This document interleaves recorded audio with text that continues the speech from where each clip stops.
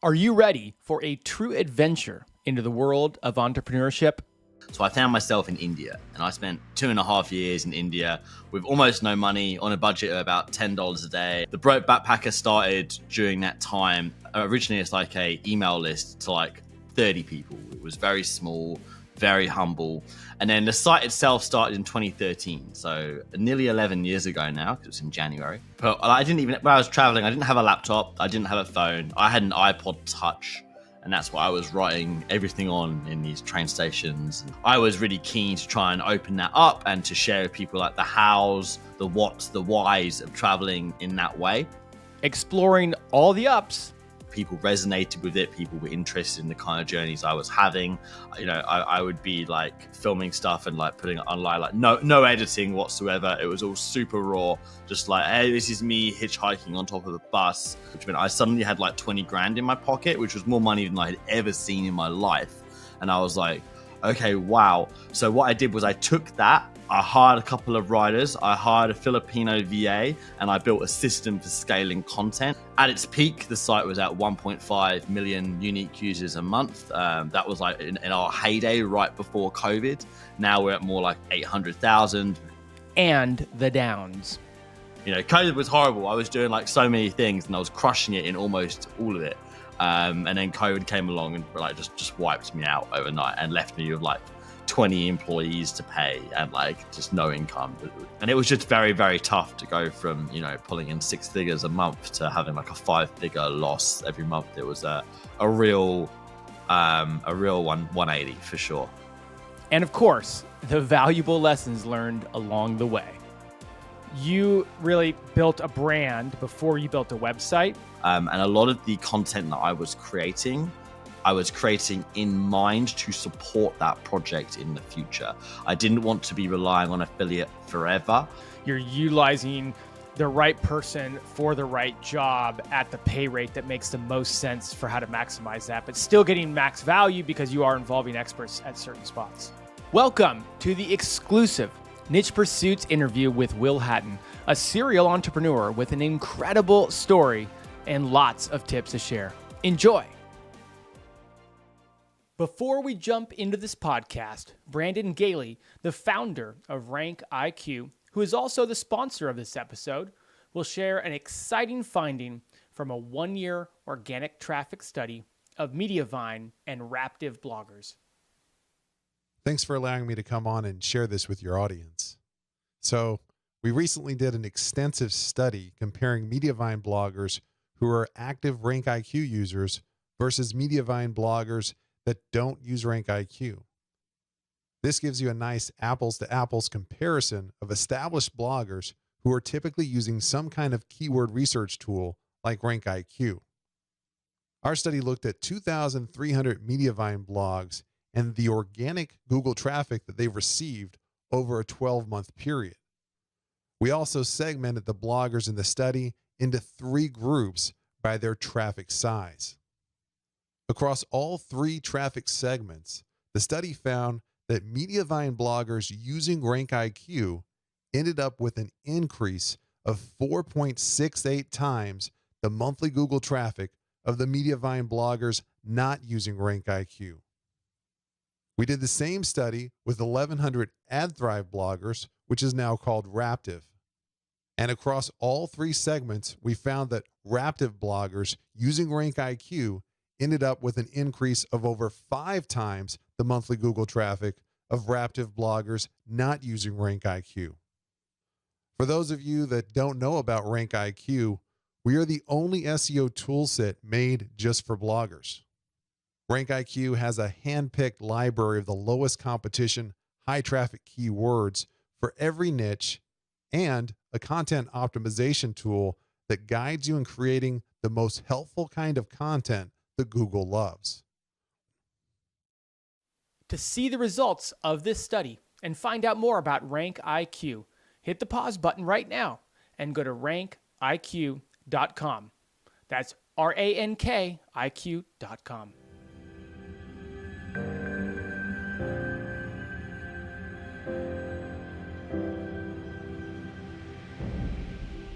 All right. Welcome back to the Niche Pursuits podcast. My name is Jared Bauman, and today we are joined by Will Hatton with thebrokebackpacker.com. Will, welcome on board. Ahoy, Jared. Thank you very much for having me. Hey, I like the energy. I like the energy you bring. You are coming to us with a full swath of energy. Now, you mentioned it's pretty early in the morning. Is it early in the morning where you are recording? Getting this time zones worked out was pretty rough. Yeah, it's 5 a.m. right now, so I'm still kind of waking up a little bit, but I got up at 4:30, so it's not too bad. Man, you get a gold medal. I tell you, whenever I have to record in your part of the world, somebody is either up really late or up really early. It looks like you took one for the team today. Yeah, I did. All right. Well, we'll make sure it's worth your while today. Technically, you're going to be the one providing all the value, though. So, hey, you've got a really cool, not only website that we'll dive into, but just a story about how you wandered into this and so many other things along the way. Before we get into more details on the Broke Backpacker, why don't you fill us in, like catch us up, try to give us a little backstory on yourself. Yeah, for sure. I'll try and give you the abridged, shorter version. When I was like 18, 19, I wanted to go into the army. I then had an injury, which meant that was no longer possible. So I found myself in India, and I spent 2.5 years in India with almost no money, on a budget of about $10 a day. I was hitchhiking, I was couch surfing, I was living in train stations, I was working on fields. I started like packing my backpack with like shiny bits and pieces I thought I could sell back home on the street or at festivals.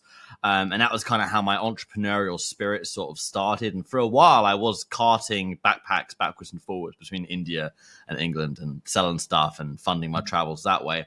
The Broke Backpacker started during that time. Originally, it's like a email list to like 30 people. It was very small, very humble. And then the site itself started in 2013. So nearly 11 years ago now, because it was in January. And at first it was just these huge blocks of text, and it was aimed at like informing people like me who, you know, wanted to go traveling, but hadn't really been able to find any information on traveling cheap. All of the info I had found seemed to indicate that travel was for people with quite a lot of disposable income. And I was more interested in traveling in the style of, you know, the hippies of the 60s and 70s, because that was the style of travel that I could afford. So I was really keen to try and open that up and to share with people like the hows, the whats, the whys of traveling in that way. And over time, that site just absolutely exploded. There was a few crucial moments, and we'll probably get into some of those. Some other businesses were founded along the way, which kind of helped me with cash injections to scale the main site. But at its peak, the site was at 1.5 million unique users a month. That was like in our heyday right before COVID.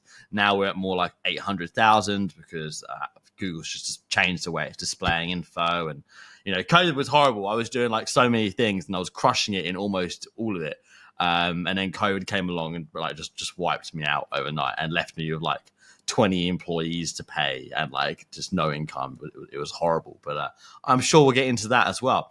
But yeah, my kind of journey was really finding myself and finding a lot of value out of traveling to more far-flung countries like Iran, Pakistan, Venezuela, Myanmar, Kyrgyzstan.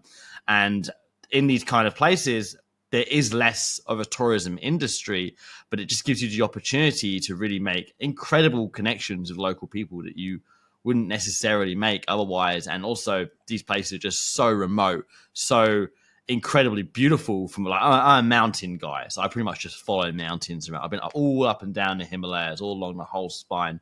Pakistan's my favorite part.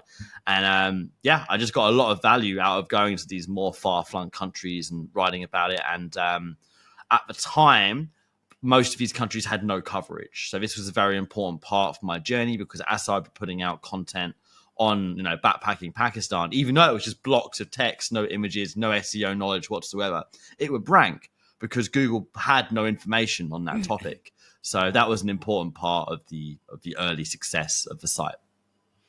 I absolutely have I've become a bit so two sides to what I'll say.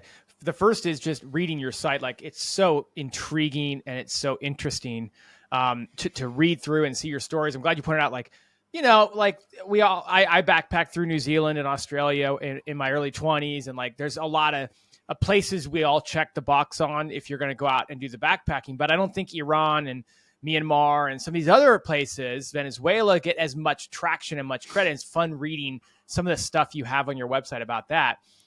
On more of the SEO side, I mean, you just, over the course of this 11-year journey, you just inherited links from so many amazing places. I'm looking down your list of prominent backlinks. We've got The Guardian, we've got Harvard.edu, Huffington Post, USA Today, The Telegraph. I mean, I could just go on and on. And so it's clear that you've kind of really struck a chord with what you're writing about. Let me take you back to that beginning, the humble beginnings. What do you think drove you to turn what was just like an email list that you were documenting through the early 2000s into a website? You know, like what in 2013 changed for you to want to make a website out of this? I think because it was just proving quite frustrating to put. I didn't even, when I was traveling, I didn't have a laptop. I didn't have a phone. I had an iPod Touch, and that's what I was writing everything on in these train stations. And, you know, it was a part of the journey for sure. But it was just proving very ineffective to try and get the information I wanted to get out there to like this very small email list. And I was like, okay, I need to have somewhere to direct the people who I'm meeting in real life to actually read my stuff, because I was meeting a lot of cool other people on the road, and I had like little business cards. I spent like $20 and got like 500 of them, and I would give these out to people, and it had a picture of me like riding an ostrich that I rode, probably not very ethically, as a much younger man in Vietnam. And I was trying to direct people physically towards something. So that was kind of when I made that switch. I found that as I was going to these more far-flung places, it was blowing up on Snapchat. So I was quite early on Snapchat as well. And I want to say that I was the first person creating like backpacker Snapchat content for Iran or Pakistan. I'm not 100% sure, but I was definitely like one of the earliest people into Iran and Pakistan and like showing it on social media platforms. So that was, I was very successful at that. I was able to like do really well, but like make no money. So I needed somewhere to direct that Snapchat following towards. And that was kind of why the blog first started. Yeah, I'll echo your story because I traveled, I backpacked a little bit in the early 2000s, and these are the days where you didn't have cell phones and you didn't have laptops, and so you'd pop into an internet cafe every 7 to 10 days. I remember one time I popped into an internet cafe and checked my email. And my dad had emailed 6 days earlier and was like, "Hey Jared, your car was impounded because the car alarm wouldn't go off." And we kind of need the title to the car to be able to get it out of impound. So every day we don't hear from you, you're just racking up an impound bill. Oh, man, that sucks. I tell that story to people nowadays. They're like, "Why didn't you just call your dad?" I'm like, that's just not really how it worked back then. But what did you start with on the blog that first caught success? I mean, you talked about these blocks of text, but from an actual standpoint in terms of ranking, like, was it the fact that you were publishing content in areas of the world that really there was no content on, or was it that you developed a loyal following on there? Like, take us through the first early couple of years on that blog and what kind of caught or what kept you going with it. Yeah, definitely the fact that I was traveling to places where there wasn't much content was important. I also was able to generate a pretty loyal, engaged following because the type of writing that I was putting out there, like hitchhiking across Iran or like doing a load of drugs in Pakistan at a random house party, or I married this girl that I met in Iran, and I would just write about it. I would just put it out there, like with no filter. Like I knew that I didn't want to have like, I knew that I didn't really want to work for anybody else. So I'm covered in tattoos anyway. So like I figured that it didn't matter if I was just like very raw and honest with what I was experiencing, the good, the bad, the ugly, the crippling loneliness, the entrepreneurial journey. Am I going to be able to make this? I've got no money in my bank account. I'm all in on my website. Like where's that going to lead me? And I just shared all of it. And I think that definitely helped me generate a very loyal following. But also because I was putting out this kind of adventure content, which at the time was new, it kept getting picked up by media publications. I know there's some of the links that you referenced there earlier. I was also very aggressive at pitching media publications, and I was pitching them all the time. And I was like, hey, here's 5 like pretty interesting, unique things that I've done. Here are 3 different ways that I can write each one of those stories. Please take a story. Pay me something if you like. That'd be great. Some of them did, but give me the link. And I don't know if that would work now. I feel like at the time, what I was doing was very unique and cutting edge. But with the advent of social media and with travel blogging being the most visible digital nomad career out there, even though it's not the easiest, it's not the best. It is the most visible. There's just a lot of competition now. So there's a lot of people who are trying to do what I have done, and I think that most of the media publications out there are less interested in this kind of content now. Talk about that strategy, because you're right. Like, as I was looking through some of the backlinks you had in preparation, like some of them looked very earned, and some of them also looked very, I'll just say, almost like you collaborated, almost like what maybe a Hero style link would look now, except you were the only one in there. And so it sounds like there was some strategy behind that, where the way that you presented it to them, like maybe even if it isn't as relevant anymore, I'd love to hear more about how you built some of these just crazy high profile links through that strategy. Yeah, honestly, I'm quite good at writing pitching emails, and I just I have my Filipino VA, and before I was just doing it myself, just make this massive spreadsheet of all of these different editors who are working on different publications, and I would just hit them up every 6 weeks from a different email address until they specifically told me to leave them alone, or until they published something that I was working on.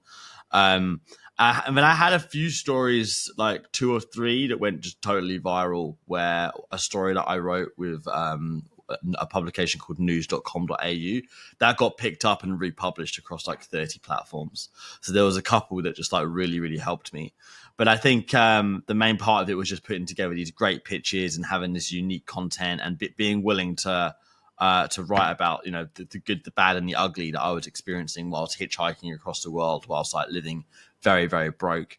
I mean, I did a few pieces as well, more on like the entrepreneurship journey, like a little bit later, as I'd like cut my teeth on a few things, had a few businesses in different areas of the travel space.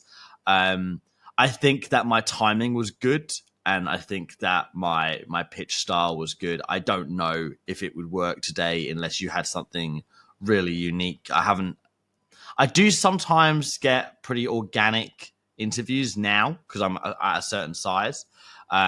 We've done a little bit of Harrow over the last couple of years, but it's not the same as what I was building before. I mean, you kind of spoke about it, like to some degree being on the front end of a new thing, you know, first traveler through Iran in that sort of fashion. For like, you're just, it's in every industry, right? Like if you're the first or one of the first to do it, or one of the first to kind of proliferate it, you're going to end up with a significantly easier share of kind of media coverage and press. So, well, it certainly has done well for you on your backlink profile. Let's go back to kind of the first couple of years. Like, when did the site start earning money, and what was it that started giving you a regular paycheck from this website? Yeah, so that's quite an interesting story, actually. So we were making between like $1,000 and $2,500 a month, all from sponsored posts, which obviously not sustainable, not the way that I wanted to build a business.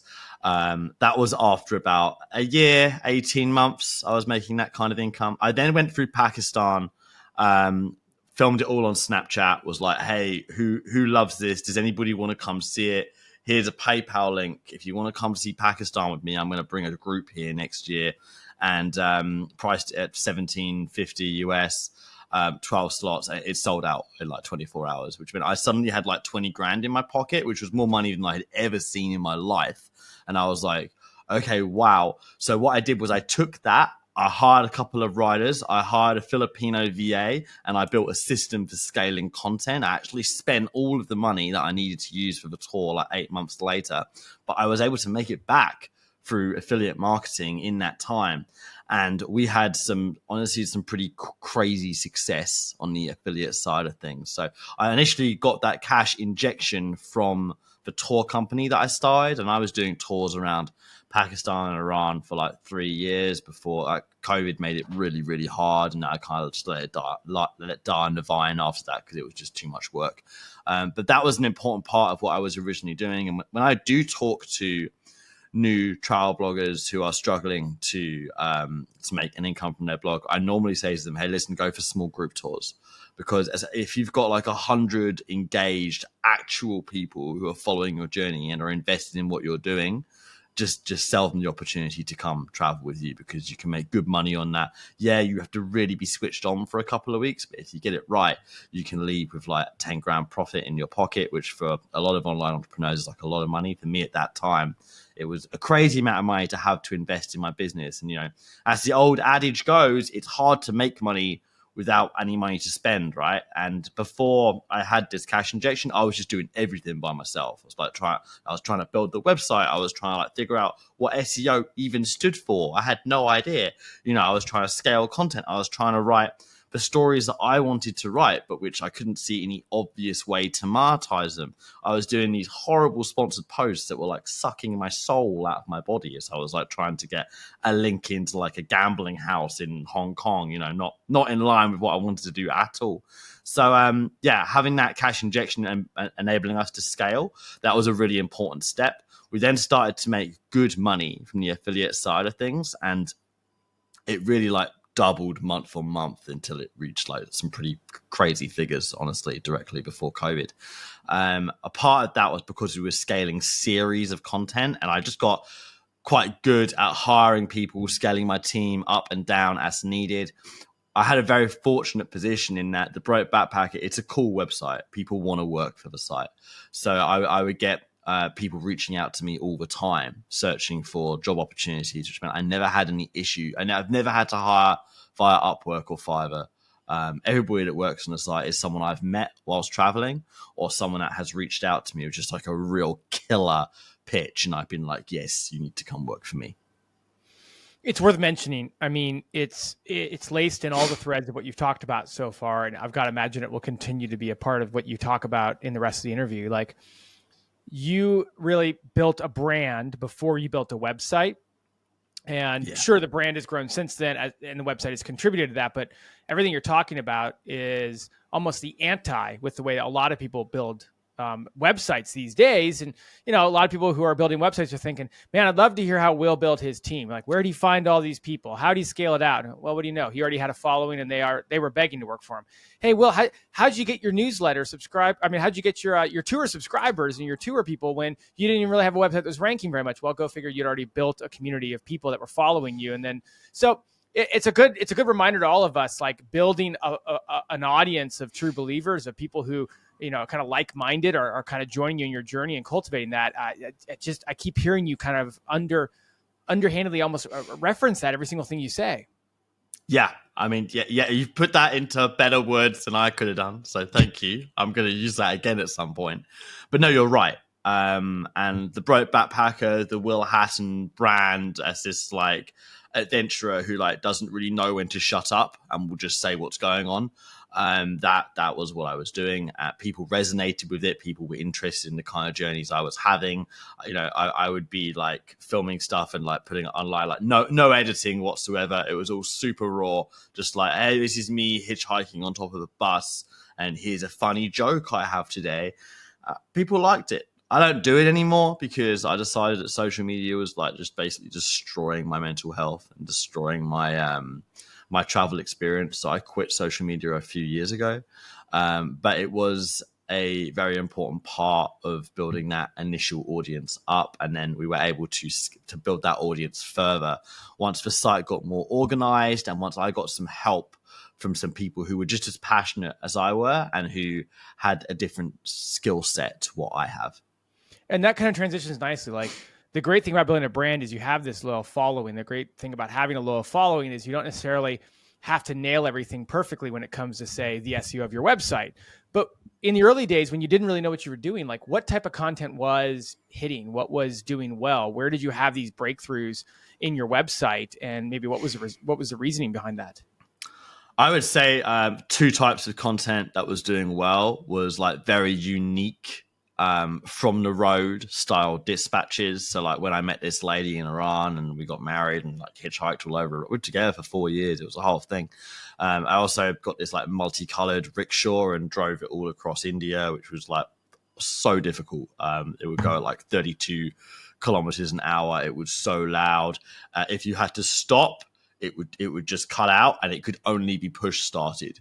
It was one of the hardest things I've ever done.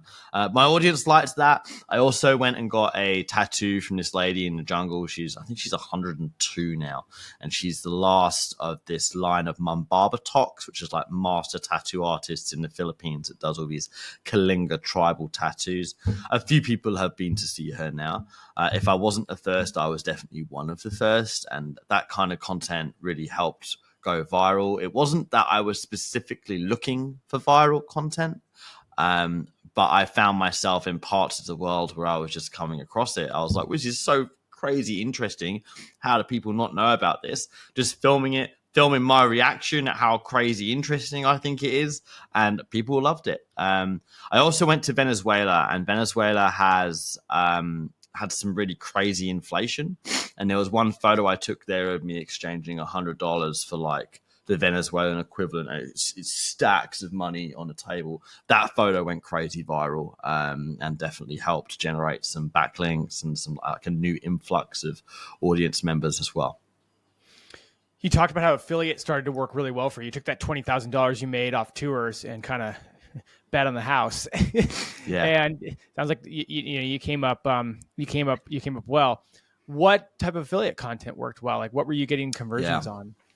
Yeah, so our big pieces of content were our like backpacking mega guides. Like, this is our backpacking guide to India. And within that, we'd have a few different affiliates scattered amongst them. Like, hey, look, if you want to do it on the cheap, kind of helps to have a tent. This is the tent that I've been using for a long time. This is the backpack that I've been using for a long time. Recommend you take a head torch. Recommend you buy travel insurance. If you're going to start your journey in Delhi, here's a hostel I like. So it was gear, it was travel insurance, and it was accommodation. The gear was at first like the biggest part of it, but the accommodation quickly became like the lion's share by far. And we found that we could scale various series of content around different locations. So we started out with like our backpacking guides, and then we went from there into more like backpacker accommodation guides, where we break down different types of hostel. We recommend like, oh, look, if you want to find a hostel where you can work as a digital nomad in India, don't go to India because none exist. But here's a great one for couples, or a great one for people who want to like be more social. And we quickly were able to grow the accommodation side of things. And then a couple of interesting things happened. So one, I renegotiated all of my commission structures and cookie durations with almost all of my affiliate partners. And some of the renegotiations that I was able to achieve are like quite ridiculous, honestly. I had a couple of my partners change them during COVID. They're like, we can't afford to pay this much anymore. But the major player kept it the same. And I actually get more commission than they do from a sale, which is pretty crazy. It was all based on like a sliding bulk, where they were like, if you can get to 10,000 conversions, we will honor this. And they obviously didn't think I would get to 10,000 conversions. And I was like, well, look, nothing else, like financially on the site, nothing else matters. All that matters is that we get to 10,000 conversions, and we were able to achieve that. And that was kind of a game-changing moment for us. So yeah, our affiliates have traditionally been like gear, accommodation, and a little bit of insurance, and then the tour companies whilst I was doing it. I also did do some of my own physical products, but that's a story for another day. I mean, it was going okay, and it could have gone great, but then COVID came along and increased shipping costs by like 350%, which just took out all the margin. And then Amazon released their own Amazon Basics version for the products that I was selling, and that was kind of the end of it, really. But yeah, all along the way, I had this idea that I wanted to do my own hostel specifically for entrepreneurs, digital nomads, people who need like a co-working space. So that was kind of in the back of my mind the whole time. And I'll talk about that later because I've done that now. And a lot of the content that I was creating in mind to support that project in the future. I didn't want to be relying on affiliate forever. I was excited to do my own range of products. And then when that fell through, I was like, okay, you need to open your own place, man. You need to like have a brick and mortar situation so you can learn about everything that I'd done prior to working online had been like minimum wage jobs, like, you know, moving bricks around or like moving bread around, moving things from A to B. That had been my career up until then. So I was excited to have the opportunity to learn about a different side of making money. I want to take a quick break from the episode to let the founder of Rank IQ, our sponsor, share a cool tactic bloggers are using to get big Google traffic gains. For those of you that don't know me, I'm a blogger just like you. I also host the Blogging Millionaire podcast and have taken 3 blogs in different niches from 0 to 1 million monthly sessions. Bloggers like Megan Porta, who is the host of the Eat Blog Talk podcast, are using RankIQ's keyword library to target low competition keywords to write the majority of their new posts on. 2 years ago, when Megan started using RankIQ, her blog's Google traffic had plateaued at around 30,000 monthly sessions. Megan's monthly sessions have steadily increased over the past 2 years of using RankIQ, and today her blog is getting close to 200,000 monthly sessions from Google organic search. RankIQ's keyword library has a list of the lowest competition, high traffic keyword phrases in every major and minor niche. For example, the food niche library has over 120,000 unique low competition phrases. And those 120,000 are separated into 100 sub niches like meal prep, air fryer, and baked desserts. All of the keywords in our library have been handpicked by a team of keyword research experts. We are the only keyword tool that does the research for you. This can save you up to 100 hours of doing the keyword research yourself, and it removes the large margin of error that the do-it-yourself keyword tools have, so that every post you write will be able to compete for a top 10 ranking in Google. While I could continue to talk about the benefits, I think the 1-year study I mentioned at the beginning of the episode that found Mediavine bloggers using RankIQ ended up with an increase of 4.68 times the monthly Google traffic of the Mediavine bloggers not using RankIQ tells a story much better than any benefit can. If you would like to get access to the lowest competition, high traffic keywords in your niche, then go on over to rankiq.com to set up your RankIQ account today. Let's because I want to make sure we have enough time to talk about what you have today and kind of where things are at today and what's working today. Maybe walk us through COVID, because I've heard you say enough. Yeah. And I don't really need to have a crystal ball to know, because we've had travel bloggers and websites on the podcast prior to this. Coming out of COVID, they've shared their stories during COVID of waking up and, I mean, seeing their income going down to 5% of what it was. You know, I mean, walk us through COVID and maybe where things were, and then what changes had to happen, and how you kind of came out of it. Yeah, so I mean, COVID was tough. COVID was tough for everybody. Unless you were Jeff Bezos, most people really, really struggled, right? The problem for me specifically was that I built my team up to this massive beast. It's like 20 people. And my running costs were like $40,000 a month, which we were making great money. I could afford that. It was fine.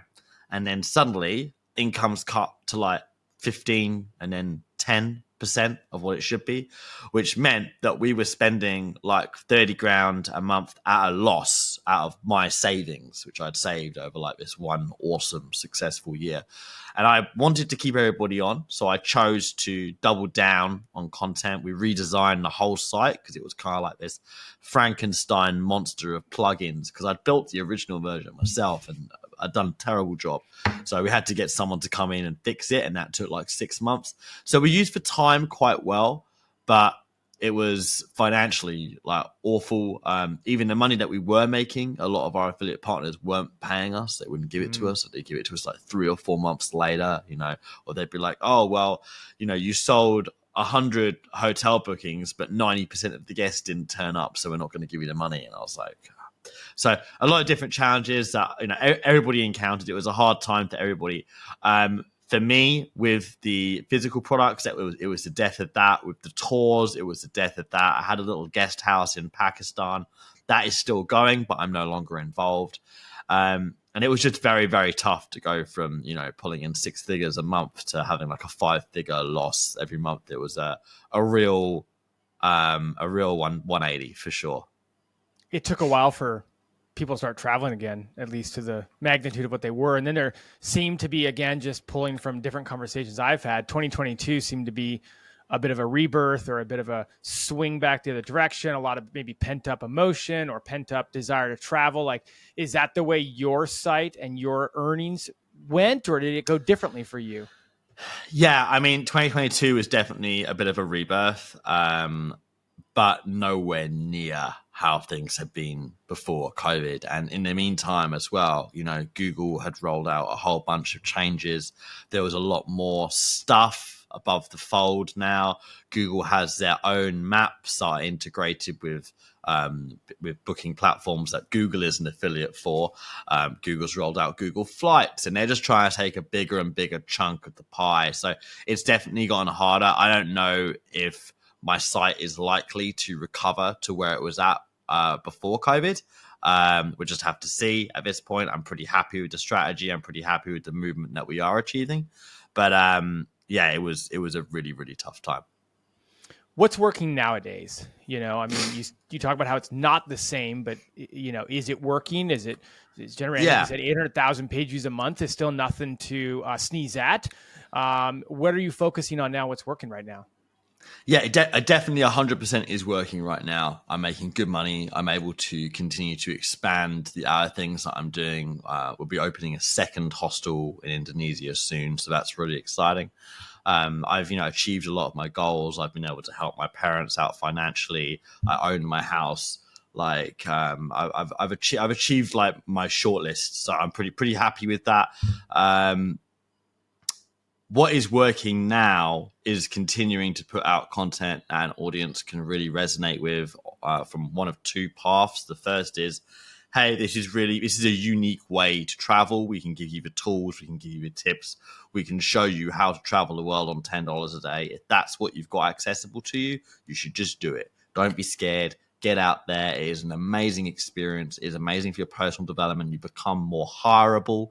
You become like more resilient. You learn valuable life skills. So it's putting out that actual info for people so they can follow in the steps of what myself and people on my team have done.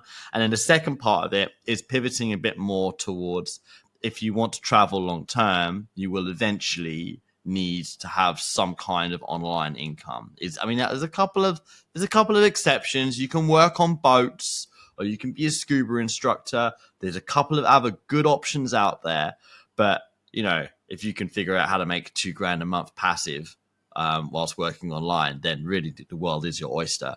So I didn't want to get into the space of charging my audience for that info.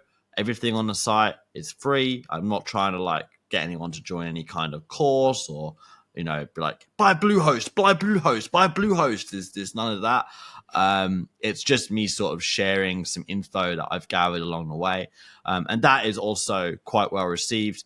But both those two things are what generates our readership's loyalty, but neither of those things make any money. So the thing that continues to make the money is people who are searching in queries that are buying keywords specifically, like best backpack for hiking, or best tent for traveling the world, or where should I stay when backpacking Bangkok. And that's where we make our money, is from people putting those search queries into Google, coming onto a piece of content that we put that very clearly, beautifully answers those questions, and clicking on the big red button. Yep. Best travel backpack for women, best cheap hotels, where to stay in Costa Rica, hotels in Maui, best places to stay in Ireland, Barcelona beaches. Yep, I'm seeing it. So that's the thing is, that's content that's, it's good content. It's well done. There's a lot of content like that on the internet. I would say that ours is in the top 10% from a quality point of view. It's not really content that makes my heart sing, but it is what funds the whole thing. So by having this stuff out there and focusing my link building efforts on that and focusing on continuing to find new wins for us to expand into where we can create money content, like that's what funds the whole thing. But really I'm way more into like the raw travel stories, or the like, hey, this is how you could investigate a life of online entrepreneurship. I'd be remiss if I didn't at least ask you one or two questions about how you are creating this style of content, because I'm fascinated by the stories you have and the virality and a lot of what you've done. But I can't ignore the fact you said that this is the stuff that's paying the bills. So, Yeah. like, talk me through an article like Best Places to Stay in Ireland. What are you doing to make yours special, unique, different, better? Why is it ranking in your opinion? Like, what is it about the way you're producing this style of content that maybe sets it apart? There's a few things as to why it's ranking and what I think makes it different and special. A post like Where to Stay in Ireland, like firstly, we'll definitely try and include more information about like why you would want to go to Ireland, a little bit of the history of Ireland, a bit of the culture of Ireland. Secondly, we only have people who have actually visited Ireland write a piece like that. That is part of why my team is so big, because I need people who have actually been to these countries and who are able to put in photos of themselves in the country, which I think that is one of the reasons that posts like this are ranking.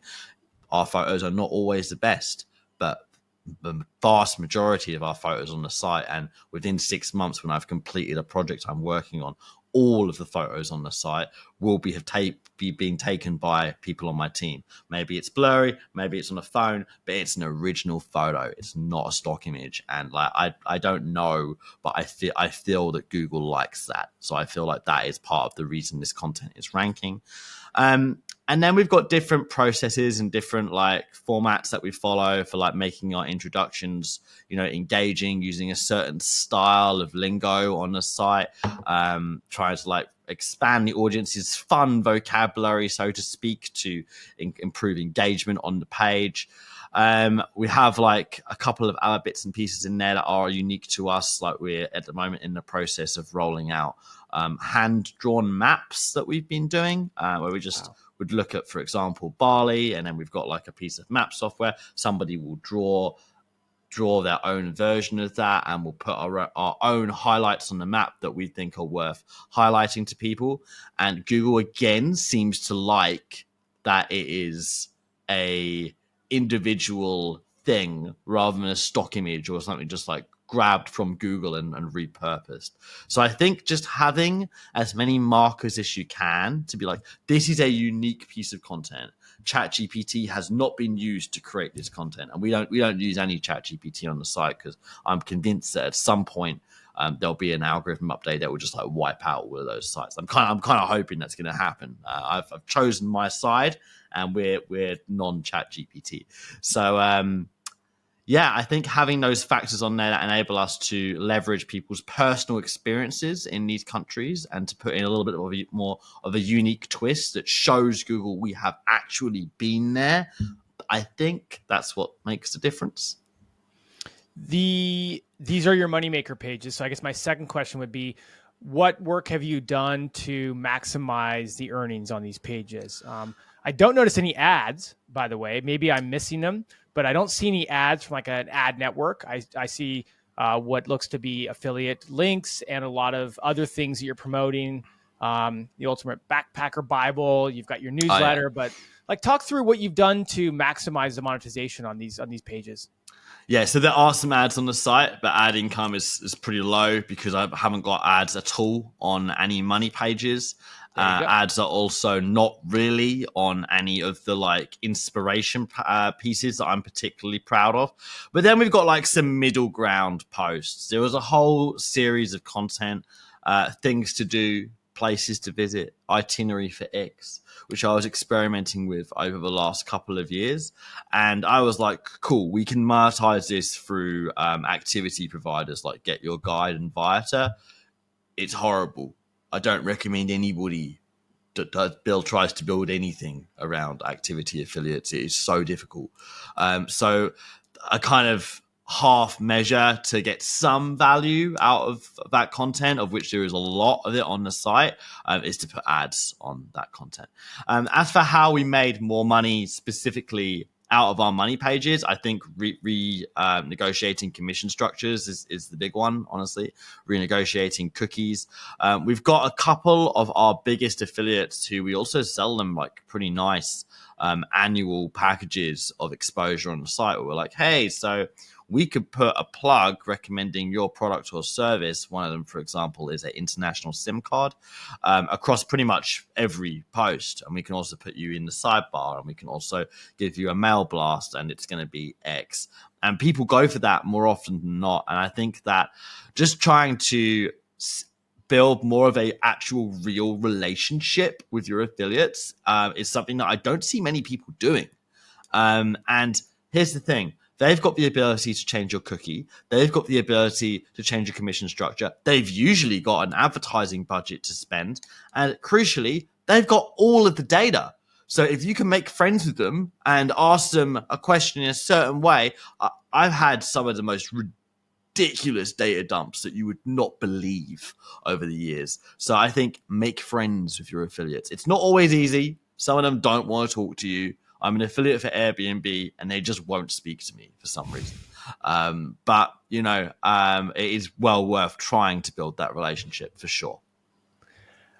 So there's some good tips. Yeah, I can imagine that, because at the end of the day, it's humans interacting with humans. And so, some humans show up for work and they want to get their job done and move on with their day. And other humans are looking to connect and craft conversations and open the doors up. So that's good advice. In terms of how you have built your team, like I'm guessing that you haven't produced all the content on the site. You talk about your writers, you talk about your team. How have you managed that sort of structure? Like you come across as a super laid back, like go with the flow kind of guy. And yet the more we talk, you seem like, the boss CEO who's got all your systems dialed in place and is running this really well-organized team of people. I'm just like, you've got a lot going on this website. What are some of the ways you've managed to organize and grow your team in an efficient way? Yeah, there's definitely a lot going on. I mean, I have a management team of 4 people under me who have people under them. And that definitely helps in that I'm able to split the responsibility. We're organized on Asana. We're organized on Trello. I would say we're more organized than some of my competitors. We have a really huge Filipino VA team, which runs with just one point of contact.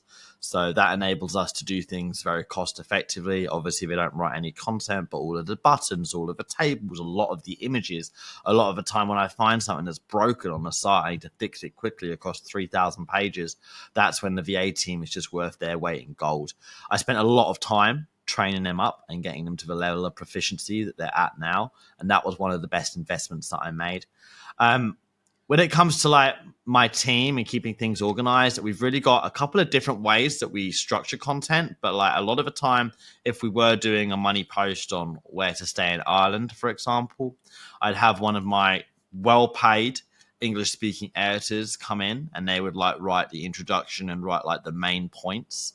Then it would come to a junior editor who would like fluff it up a little bit. And then it would go to the VA team who would do a lot of the visual stuff. And that way it means I'm paying some people like a lot of money, but that way it becomes cost effective to use those really skilled writers on a big project, because I know they're only going to spend like 1 hour on this post, and then it's going to go to a junior editor, then it goes to a VA, and then it comes back to them for like 15 minutes and it becomes effective. I'm just fascinated by the process you set up. It seems to maximize your resources quite well, actually, because you're utilizing the right person for the right job at the pay rate that makes the most sense for how to maximize that, but still getting max value because you are involving experts at certain spots. Yeah. Yeah, 100%. I mean, I think as well, like, so there are some posts which like the mega backpacking guides, 10 people have touched those, Like if they're 15,000 word posts on everything you need to know about backpacking around Thailand. So a lot of love, a lot of care has gone into them. But I think you again summarized it better than I did in utilizing the right skill level at the right pay point for the right amount of time in the process. That's why it works. That's why it works. Yeah. Let me ask you what is often a touchy subject when I ask other people. And I'm looking, just according to Ahrefs, while I have it up, you got about 4,000 pages. Yeah. And we know that content updating is important to the likes of Google. I'm guessing the best, travel backpacks, they change over time, right? Yeah. I'm guessing the best hostels in Maui, it changes over time. Like, it does. How are you handling keeping this content fresh and up to date? Yeah. So at the moment, that's mostly what we're doing. So in December, I think we published 20 new posts. Back in the day, it was more like 50 to 80 in a month. So we've really cut down the amount of new content that we're doing. Most of my team is focused on updating old content.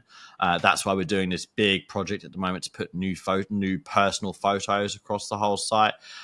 We've got some tracking software so we can tell when products with our main gear providers have gone offline and get them quickly switched out. Our audience tends to tell us if something is wrong. I'll have quite a few emails every morning where we're like, hey, this hostel isn't open anymore, whatever. And we just go through and correct that. I've got my team are all over the world, like they're everywhere. And as people are moving around, part of what they do is they'll have their in-country assignments just to check that stuff is still cut. If you're going through London, we've got this one really good money London post. Go to that hostel, take some photos, check everything is correct, and just make sure it's all good. So that's something we do as well. But yeah, a huge part of what we are doing at the moment is updating old content. So it's less about like adding new value necessarily, but mainly, hey, let's go in and let's make sure everything is accurate and then update anything to its current offering, its current, whatever it is about that recommendation that needs to be updated. Yeah, so a lot of the new content that we are doing at the moment focuses more on the backpacker lifestyle side of things, which is something that I like writing about. I write a few of those myself still. And I think that's the kind of thing that builds our brand awareness, builds our brand loyalty. People can get excited about it. Every now and again, I'll find something. I found Christmas cabins a couple of months ago, and we hadn't done that. And we did it, and it quickly made really good money. But after Christmas it won't, so that's why I'm happy telling you about it now, 3 weeks before Christmas. But every now and again we'll find something valuable, but mostly all of the really valuable ones we've done them, and it's just a case of then trying to get them to do the Google shuffle and to move up the rankings. Yeah. Hey, so speaking of the Google shuffle, I'd be remiss if I didn't ask someone who's, building a content website at scale these days about a lot of the changes that have happened in Google, certainly, probably towards the tail end, well, really throughout 2023, but obviously the tail end of 2023 with things like the helpful content update and, multiple updates going on at one time. I mean, with whatever you're comfortable sharing, like how has that changed, if at all, any of the approach you guys are taking into content and into the website going forward? I think the main thing that I've had to look out for is people being dishonest with how they are doing their work and trying to do everything through ChatGPT. And I've explained very clearly to my team now, and I fired a couple of people, which was good because it kind of set the tone. I've explained very clearly now that it's fine for you to use ChatGPT during the planning stage of your work. It's an amazing planning tool. You can ask it questions and it will spit out answers. You might think, oh, I've got 7 reasons that you should go to Rajasthan, but I'll just ask ChatGPT if it can think of a few more. Fine. But as soon as you start copying and pasting that and putting it and submitting it as your work, that's where things get really complicated, because I don't feel like, if I'm paying you $20 an hour, I don't feel like I'm getting value from you at all if you're just copying and pasting something and slapping on the site and pretending it's yours. So I think that is a major change and a major challenge for a lot of webmasters that have teams working under them. There was always the challenge of, Are people being honest with their hours, which is hard to know when you're fully remote? But now you've also got people who are dishonest with like what they're actually writing. I mean, every now and again you had issues with someone like trying to submit work that they had outsourced themselves to someone else. That happened, but like not to this kind of scale that I've seen.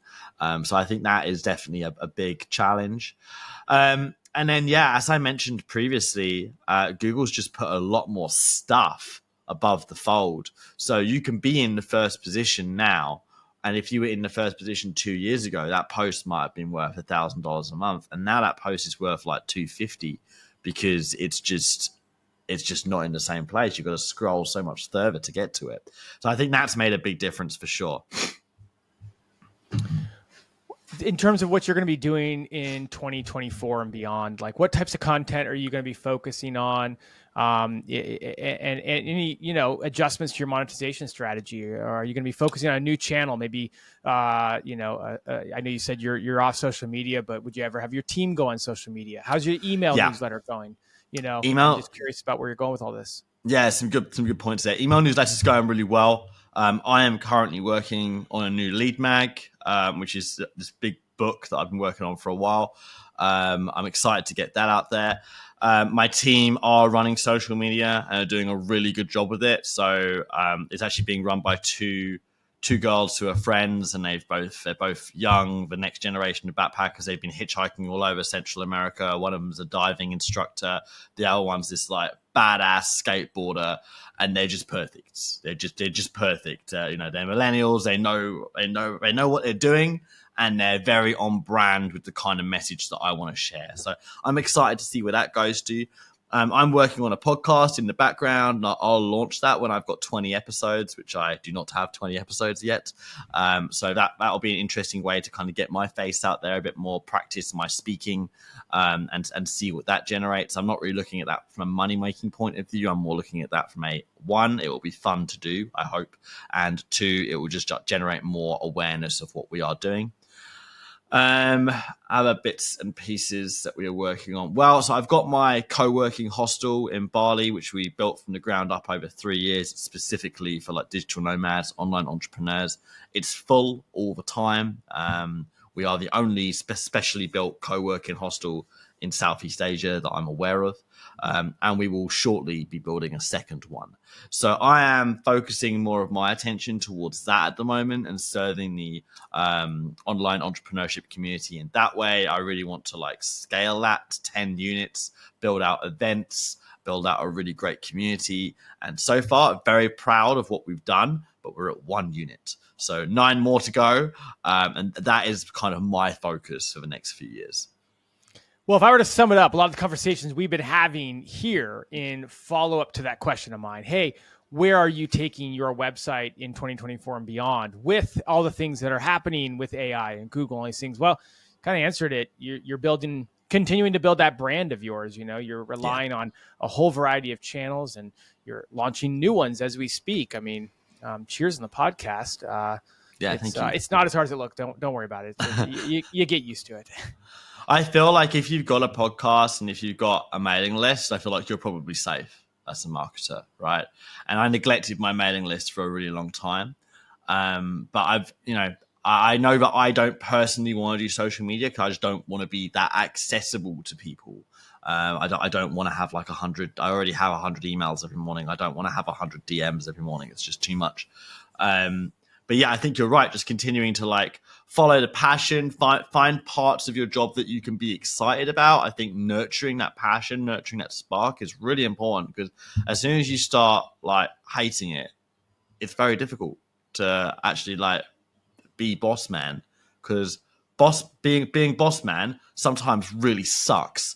So it's important to try and nurture that passion, to nurture your why.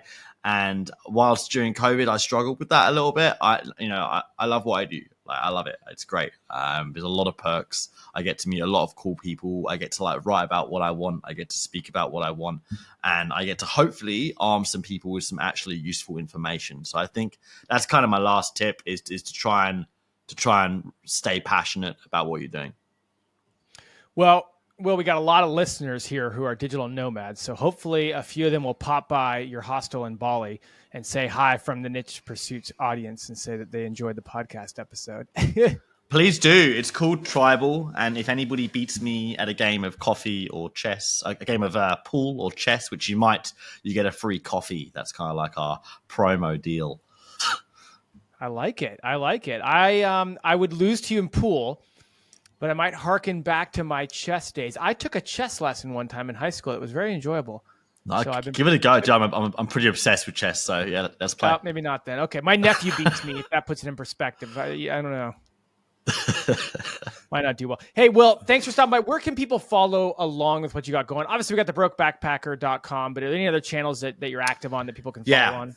So my Instagram is willhatton__. I don't post loads on there, but whenever I do something that I want to share, that's where it goes. So I recently went and did a 12-day ayahuasca retreat in Peru, which I can tell you was a life-changing experience. It was absolutely wild, living in this hut in the jungle with no power for 12 days, meeting these shamans every day, drinking this crazy black medicine that just sends you on these very interesting spirit quests. And I wrote about that, and I published that on social media. So that's the kind of content that I do put out from my Instagram, which is willhatton__. And then I'm at the hostel, which is Tribal Bali. You can also find that on Instagram. And I'm there pretty often, so come say hi. Great. Hey, Will, thanks so much. This hour flew by.